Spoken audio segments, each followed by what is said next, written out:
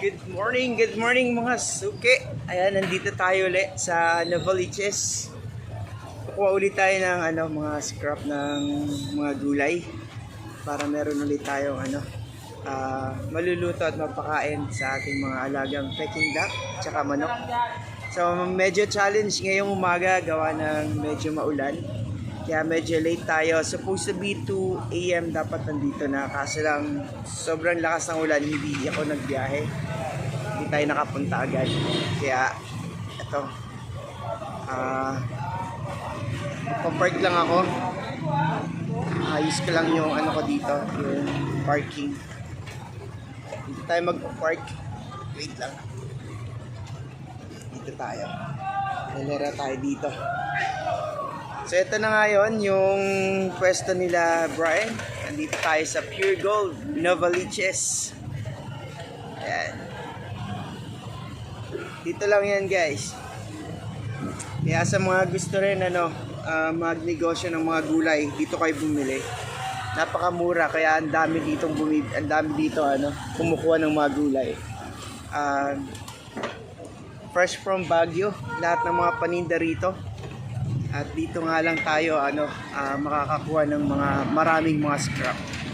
So kasalukuyan nga sila nagtatanggal ng mga balat ng mga repolyo, yung mga hindi na kailangan. Kaya tara, let's go. And guys, ang ating outfit for today, dahil nga maulan, ayan umuulan pa rin ngayon guys, kita yan. Kanina sobrang lakas, kaya sabi ko patilayin ko muna, kaso lang mukhang hindi naman titigil, kaya gumora na ako. Alright, so simulan na natin ang pagkuha ng scrap. Let's go! So ayan na nga guys, andito sila. Ayan, may trapal nga na naka-ready rito. Busy ang ating mga angels. Ayan, ang ating mga ate at kuya. Pati na rin ang mga customer, nagdadagsaan na sila. So ganito talaga ang oras ng ang pagdating ng mga customer nila rito. Kaya busy sila ngayon guys.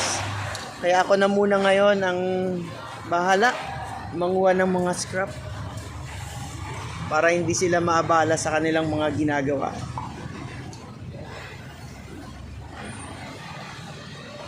Alright, simulan na natin yan. Saan kaya tayo makakakuha? Ito ba si Michelle? Morning! Tas si Michelle. Okay. Ha? Oh, bakit? Ha? Ano no? Dapat green ice. Sayang mo. Oh my. Di, late. May ang lakas ng ulan kanina. Kaya sabi ko patilayin ko muna. Dito tayo ngayon guys. Yung green ice na lang. Ang lakas ng ulan kanina. Hello vlog! Andito tayo ngayon sa pwesto nila Brian. Ayan, konti na nga na-pick up na yung ibang mga gulay nila ngayon. Maaga pa nga lang dito guys. Ito, naka-ready na yan, mga paninda yan. Ito yung mga order na. Kahapon pa lang yan ng umaga. Naka-order na yung mga nila dito, mga suki nila. Ayan dami guys Lahat yan, may mga ari na yan, mga yan. Naka-reserve na, yung iba na-pick up na. Ayan pa yung sunod. Diba? Yung mga sasakyan na yan, nagdi-deliver yan ng mga gulay.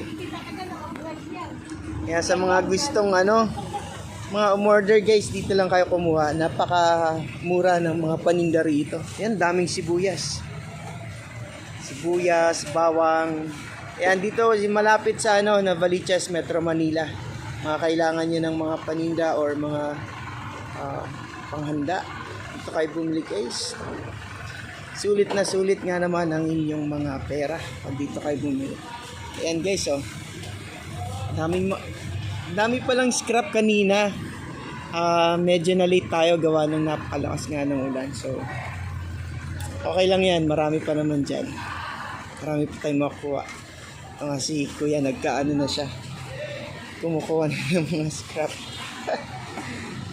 Siya rin yung tumulong sa atin nung nakaraan, kumuha ng scrap ng mga repolyo.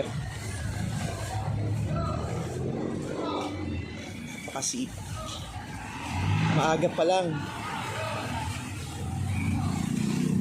Medyo marami-rami oh. Mga ano yan guys oh.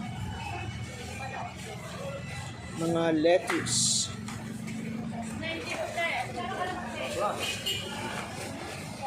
Mga lettuce. Yung mga repolyo.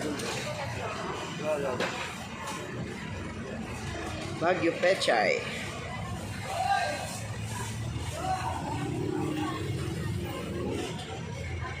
Ito mga naka-reserve na to guys. Mga order na to mga to nandito.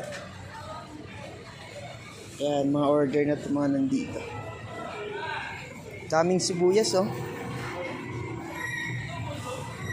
And guys, araw-araw sila dito nagbabagsak ng mga bagong gulay. Galing sa Bulacan, Nueva Ecija, Nueva Vizcaya, Isabela, Baguio. Yan, diyan galing yung mga ano nila, mga gulay. Ang daming sayote ron guys oh.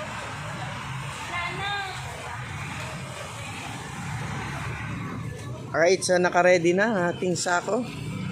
Ito ang paglalagyan natin para ma-sure natin na ano, na hindi mabubutas or hindi malalaglag ang ating kukunin ng mga scrap.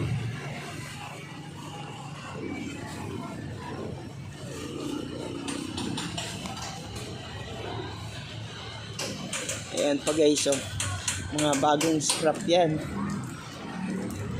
Kaya naman guys, tignan nyo pag bumili kayo dito, ang gaganda oh. Ayan. Talagang tinatanggal na nila yung mga ano, mga hindi na fresh. Ayan. Para sulit na sulit ang mga ano nyo, pera nyo pag bumili kayo rito. Hindi katulad sa ibang palengke na ano, na hindi na nila tinatanggal ano. So dadagdag pa yun sa kilo. Pero dito tignan nyo, mga fresh talaga yan oh.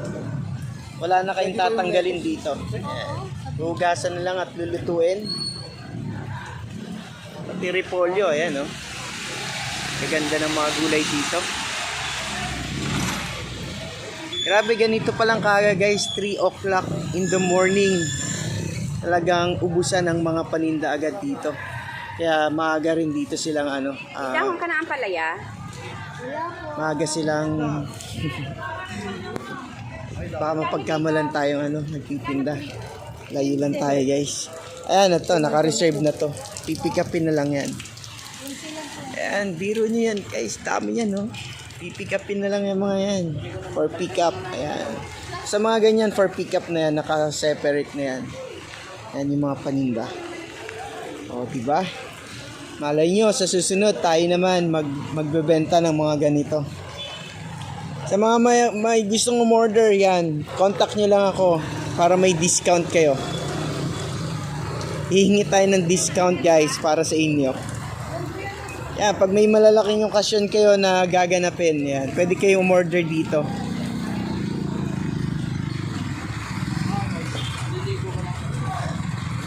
Alright, so trabaho muna. Kuha tayo ng scrap at baka wala tayong maiuwi.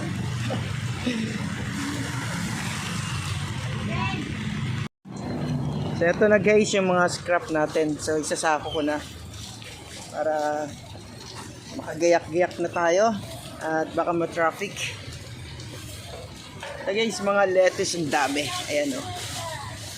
Yung Baguio Pechay, sabi ni Kuya, wag ko na daw kunin kasi baka malusaw. Baka bumako. Kaya ito na lang, itong mga ano po, fresh. Fresh pa itong mga ano dito, repolyo, yung scrap ng repolyo.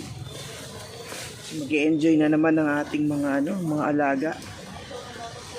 Matutuwa na naman. Pwede ko ilagay siguro to para hindi siya mag-moist. Itong mga dyaryo. Para mag-absorb ng ano, ng moisture sa loob. Kasi pag masyadong mainit, na ano siya, natutunaw or mabilis mabulok. Kaya para po mag-aning moist, para pag ano nagtubig, sisip-sipin niya. Ayan. Tanong si ate, bakit na natin ilalagay sasama yung dyaryo. So ito po yung pinaka main purpose kung bakit nila linalagyan ng dyaryo.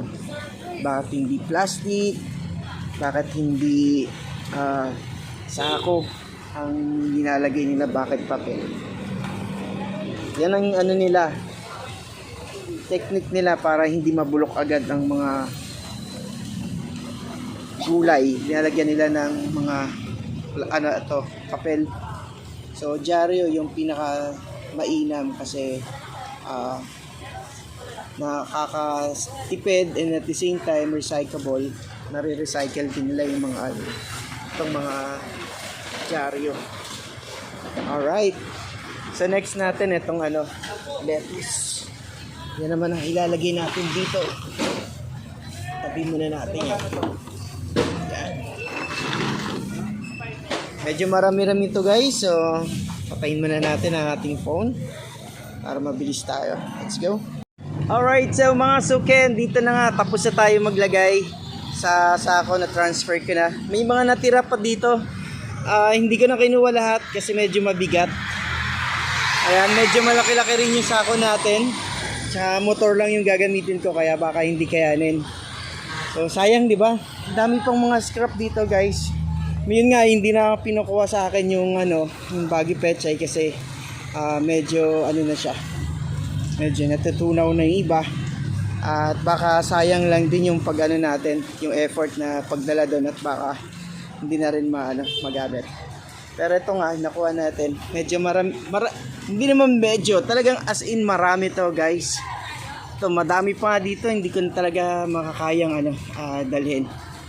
Yan, so ganyan karami guys yung pwede natin makuha dito. Lalo na siguro kung medyo napaaga ako. Kasi may mga tinapon na rin or siguro may mga kumukuha rin dito na kumukuha rin para sa pagkain ng mga alaga nila. Yan. Alright, sa mga gusto rin na mga kumuha dito or siguro pwede yung bilihin dito yung mga scrap nila rito. Kaya agahan nyo lang guys. Once lang naman ako pupunta rito every Saturday or Sunday. Ngayon kasi it's Monday na. Kasi supposed to be Saturday ako pupunta. Kaso lang hindi ako natuloy. May mga tinapos pa. Kaya dito tayo ngayon. Alright, so siguro tatali ko na to at ako'y gagayak na rin. At para hindi tayo matraffic, diretso na tayo ng Antipolo, Rizal. Alright, let's go. Ayan, so balik na naman tayo sa ating mga alaga. At para masampulan na nila itong mga gulay na nakuha natin. Alright, that's all for today. And sana ay lahat ay nasa safe. Medyo maulan. Sa mga babiyay at lalabas ng bahay, magdala po kayo ng inyong mga payong and make sure naka-cover ang inyong katawan para iwas sakit. Mag-ingat din sa mga mabasang lugar. Yan, at may mga binabahang mga lugar dyan at iwas-iwas tayo sa leptospirosis, ng mga ihi at dumi ng mga daga. Ingat-ingat po tayo ngayon. At sa mga magbabiyahe po ng nakamotor, doble ingat po tayo at madulas ang daan.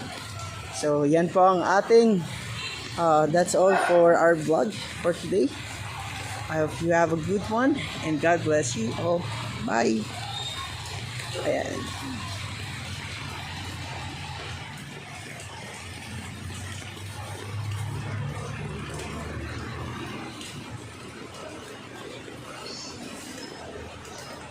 Ayan, pasalamat muna tayo kay Kuya. Yeah, thank you. Ayan, shout out sa ating napakasipag at lagi natin kasama rito sa pagkuha ng scrap. And of course, andito rin si Michelle.